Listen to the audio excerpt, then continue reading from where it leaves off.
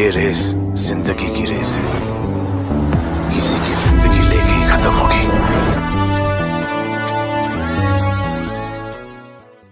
कौन है असली चोर? कौन है सुपर ब्रेन का मालिक? किसने इन्वेंट की है ये सुपर ह्यूमन चिप? हेलो दोस्तों, मैं नितिन आपका स्वागत करता हूं बॉलीग्रैड स्टूडियोज में। फिल्म की शूटिंग नॉर्थ अमेरिका में हो सकती है, वहीं दूसरी और फिल्म मेकर्स की माने तो फिल्म की शूटिंग के साउथ अमेरिका में होने के ज्यादा आसार हैं। आपको बता दें कि अभी तक ये फाइनल नहीं हो पाया है कि डायरेक्टर विजय कृष्णा अरोड़ा इस फिल्म का निर्देशन करेंगे या नहीं। खबर ये है कि विजय पहले ऋतिक के साथ ठग फिल्म पूरी करना चाहते हैं, लेकिन अभी तक इसकी कोई अनाउंसमेंट नहीं हुई है। लेकिन फिल्म की कहानी कुछ अनोखी होने वाली है। आज तक धूम सीरीज की सारी मूवीज चोर और पुलिस की भाग दौड़ी दिखाई गई है।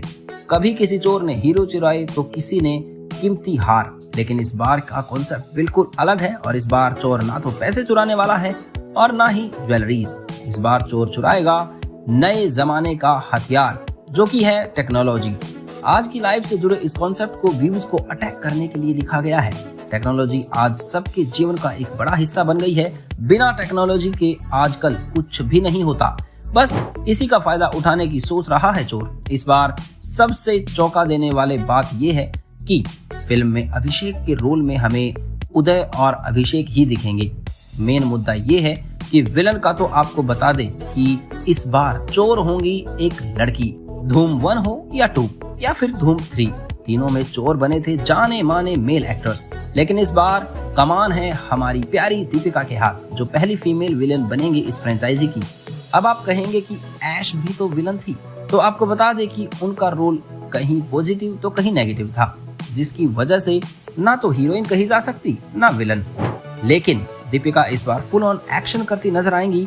चोरी करना हो या पुलिस से लड़ना, कहानी की शुरुआत में उनको एक मेल की तरह ही दिखाया जाएगा, लेकिन मिड सीन में फीमेल चोर लाने का प्लान सबके सामने खोल दिया जाएगा। फिल्म में दिवाकर का रोल प्ले करेंगे प्रेश रावल और अशोक का रोल प्ले करेंगे किरण।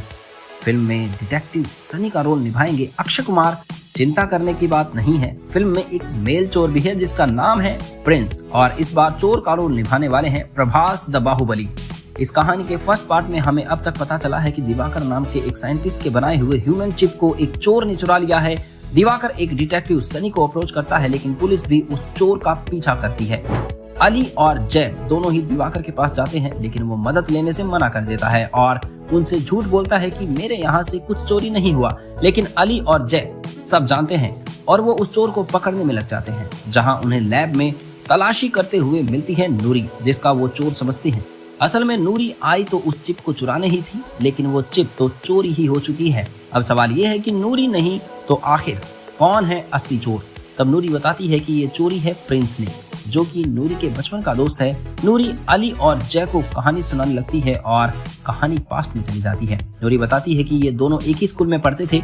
11 साल पहले एक स्कॉलरशिप टेस्ट हुआ था जिसमें प्रिंस फर्स्ट आया था और नूरी आई थी सेकंड। इसीलिए उन दोनों को चाइना के एक बहुत बड़े बोर्डिंग स्कूल में जाने का मौका मिल गया।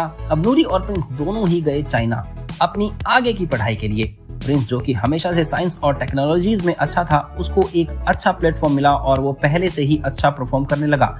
उसने आज से 10 साल पहले उन सब टेक्नोलॉजीज के बारे में बता दिया था जिनका इन्वेस्टिगेशन साइंटिस्ट ने अब किया है। उसका दिमाग एक कंप्यूटर से भी ज्यादा तेज है। दुनिया में जब ये बात फैली तो साइंटिस्ट को थोड़ा शक हुआ, इसलिए दुनिया भर के साइंटिस्ट उससे मिलके ये पक्का करना चाहते थे कि सच में प्रिंस इतना इंटेलिजेंट है या कोई और बात है इन सब के पीछे। हांगकांग के एक लैब में इन साइंटिस्ट ने प्रिंस को पूरे 44 दिन अपने साथ रखा और फिर बाहर आके सबको ये बताया कि प्रिंस की दिमागी हालत ठीक नहीं है। उसके बनाए हुए गैजेट्स लोगों के लिए परेशानी बढ़ा सकते हैं, इसलिए उसको एक मेंटली चैलेंज्ड बच्चों के स्कूल में एडमिट करा दिया गया। उस साइंटिस्ट में अशोक और दिवाकर भी थे। असल में हुआ कुछ ऐसा था कि 44 दिनों में उन सब साइंटिस्ट ने प्रिंस की मदद से कुछ बहुत ही बड़े इन्वेंशन किए थे, लेकिन वो इनका क्रेडिट खुद लेना चाहते थे, इसलिए उन्होंने प्रिंस को पागल बताना सही समझा। पिछले 8-9 सालों में प्रिंस से मिलने कई बार उस स्कूल भी गए जहां वो था, लेकिन हर बार उसने नूरी से मिलने से मना कर दिया। उसने उस स्कूल में रहकर एक ऐसा इंजन बनाया जिससे उनके एक सुपर बाइक का इंजन बना लिया, जिससे वो ऐसी बाइक को बनाने में कामयाब हो गया जिससे उसे कोई पकड़ नहीं सकता। और अब वो हर इंसान से अपनी टेक्नोलॉजीज चुरा रहा है जिन्होंने उन्हें उसके आइडिया से बनाया था और उसको पागल बता के उसको मेंटली चैलेंज लोगों के स्कूल में डलवा दिया। कहानी प्रेजेंट में आ जाती है और नूरी बताती है कि वो यही कंफर्म करने आई है कि क्या प्रिंस ने वो चिप चुरा ली है या नहीं। अगर नहीं तो वो उसे चुराने जरूर आएगा और नूरी उससे मिल पाएगी।